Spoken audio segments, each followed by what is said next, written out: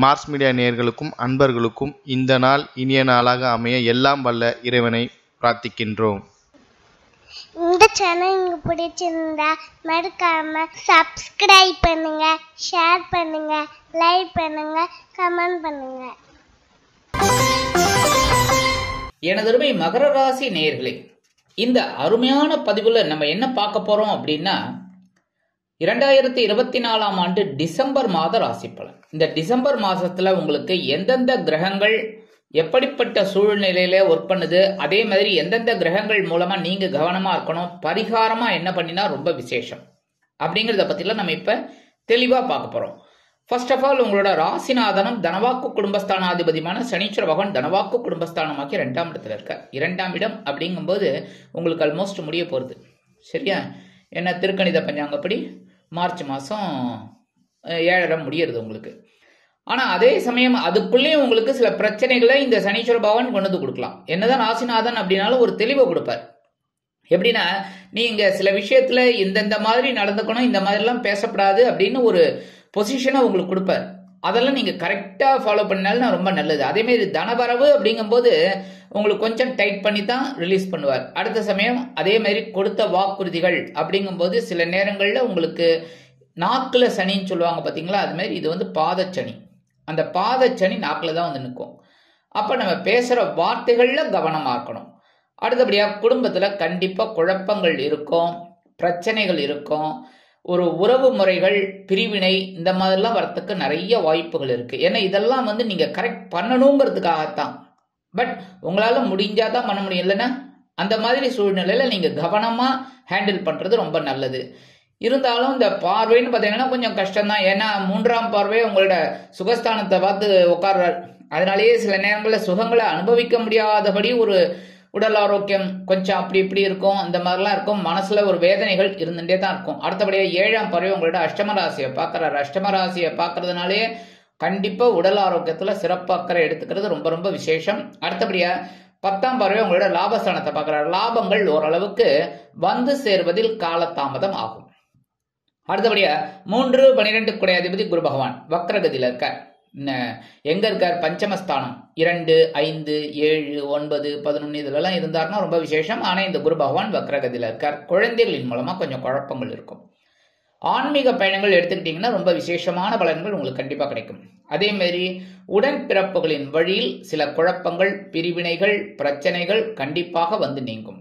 இந்த விஷயத்துல எல்லாம் கவனமா இருக்கணும். திடீர்னு எதிர்பாராத சில செலவுகள் வந்து சேரும். இருந்தாலும் 5ஆம் பார்வையை உங்களோட பாக்கியஸ்தானத்தை பார்க்கிறார். ஓரளவுக்கு உங்களுக்கு அனுகூலமான சூழ்நிலை உருவாக்கும். அடுத்தபடியா 7ஆம் பார்வை உங்களோட லாபஸ்தானத்தை பார்க்கிறார். பரவாயில்லை, நீங்க எந்த அளவுக்கு உழைக்கிறீர்களோ அந்த அளவுக்கு குரு பகவான் உங்களுக்கு அனுகூலமா இருப்பார். அதே சமயம் 9ஆம் பார்வை உங்கள் ஜென்மராசியை பார்க்கறதுனால உடல் ஆரோக்கியத்தில் சில பின்னடைவுகள் இருந்தாலும் பெரிய அளவில் பாதிப்புகள் இராது. அடுத்தபடியா 4, 11 குடை அதிபதி செவ்வாய் பகவான் களத்திரஸ்தானத்துல நீச்சம். களத்திரஸ்தானத்துல இருந்தாலே கொஞ்சம் இதுதான். ஏன் அப்படின்னா 7ஆம் இடத்துல இருந்த 7ஆம் பார்வையை உங்க ஜென்மராசியை பார்ப்பார். கரெக்டா?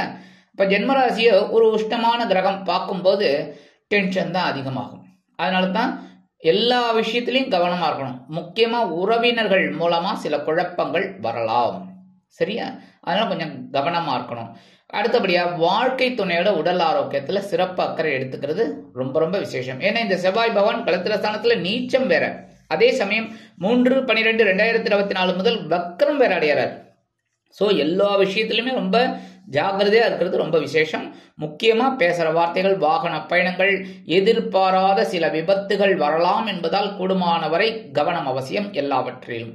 சீருடை பணியாளர்களாகிய காவல், இராணுவம், தீயணைப்புத்துறை, மருத்துவத்துறையில் வேலை பார்க்கும் அன்பர்களுக்கு எதிர்பார்க்கும் இடமாற்றம், பதவி மாற்றம், பதவி உயர்வு, சம்பள உயர்வு சற்று காலதாமதமாகி பிறகு நிறைவேறும்.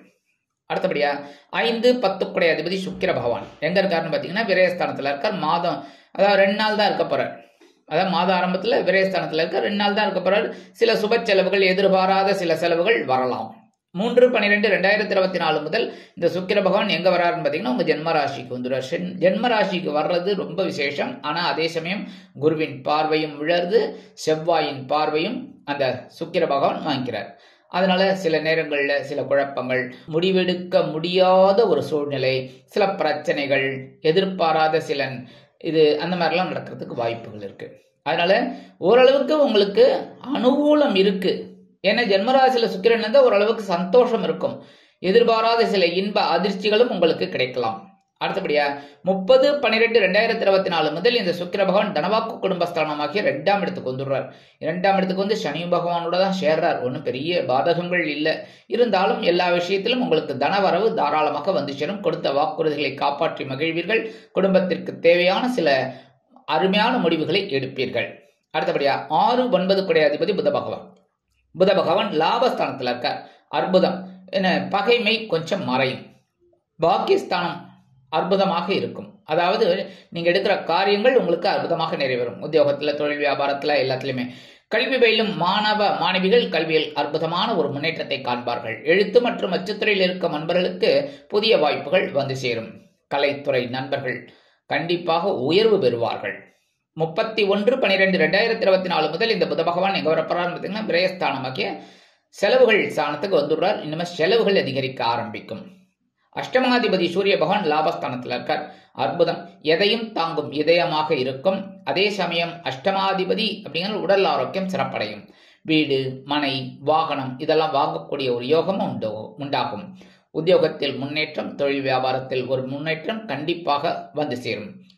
வீடு கட்டும் முயற்சி வெற்றி அடையும்.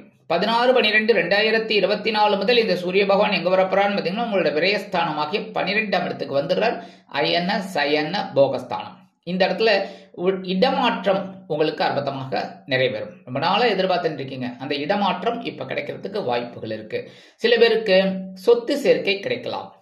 வீடு, மனை, வாகனம் இதெல்லாம் வாங்கக்கூடிய ஒரு யோகமும் கண்டிப்பாக வந்து சேரும்.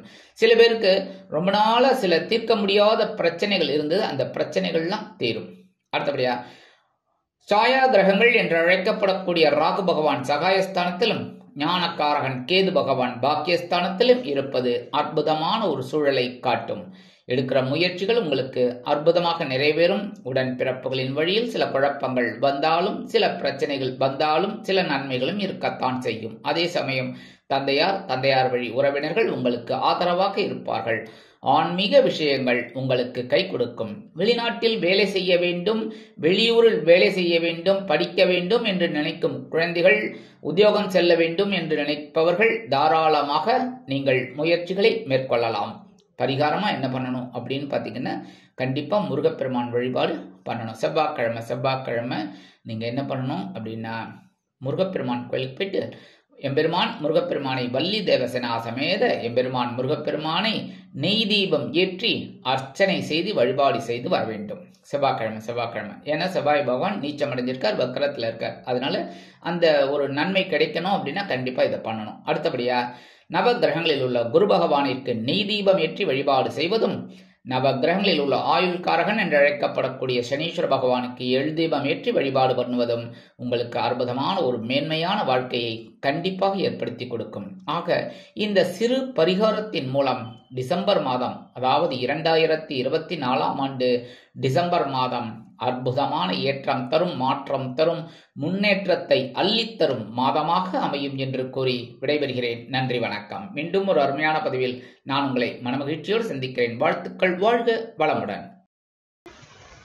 இந்த சேனல் உங்களுக்கு பிடிச்சிருந்தா மறக்காம சப்ஸ்கிரைப் பண்ணுங்க, லைக் பண்ணுங்க, ஷேர் பண்ணுங்க.